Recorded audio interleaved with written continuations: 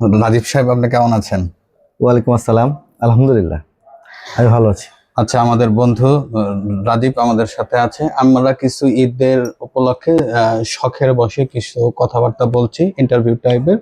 তো রাজীবের সাথে আমাদের কিছু স্মৃতিচারণামূলক কিছু কথাবার্তা বলছি। আচ্ছা, সবাই আপনাকে জমিদার নামে ডাকে কেন? এটার কিছু সংক্ষিপ্ত আকারে খুব ছোট আচ্ছা, সহকার পরিসরে বলবেন।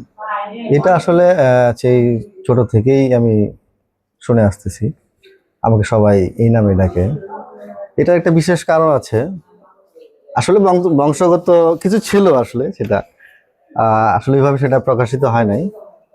তা আমার এক ফ্রেন্ড ছিল, মরহুম মনি, মারা গেছে। ও ছোট থেকেই আমাকে নানা ডাকতো। সেই সুবাদ, মানে সেই ফার্স্ট চালু করছিল আমার এই নামটা। ছোট থেকেই সে আমাকে জমিদার নামে ডাকতো। আচ্ছা আচ্ছা। তো সেই আমাদের মাঝে নেই, আল্লাহ তাকে বেহেশত নসিব করুক। আরো কিছু স্মৃতি আছে, আসলে এই মুহূর্তে এটা মনে আসতেছে না আর কি। আচ্ছা, তাহলে আমরা সেটা জানলাম। এমনি এই ঈদ উপলক্ষে আপনার কেমন কাটলো ঈদ? ঈদ ঈদ ভালো। আসলে বিষয়টা হচ্ছে যে এখন অনেকটাই বয়স হয়ে গেছে,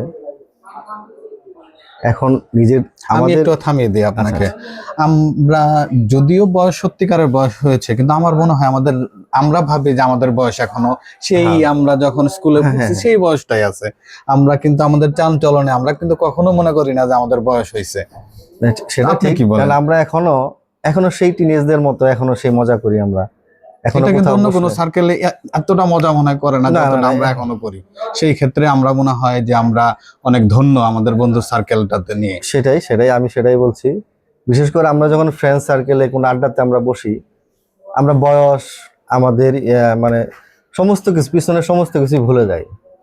দায়িত্ব, পারিবারিক দায়িত্ব, হ্যাঁ, সামাজিক দায়িত্ব। সবকিছুই ভুলে যাই আমরা, জাস্ট ওই সময়টাতে আমরা খুব এনজয় করি।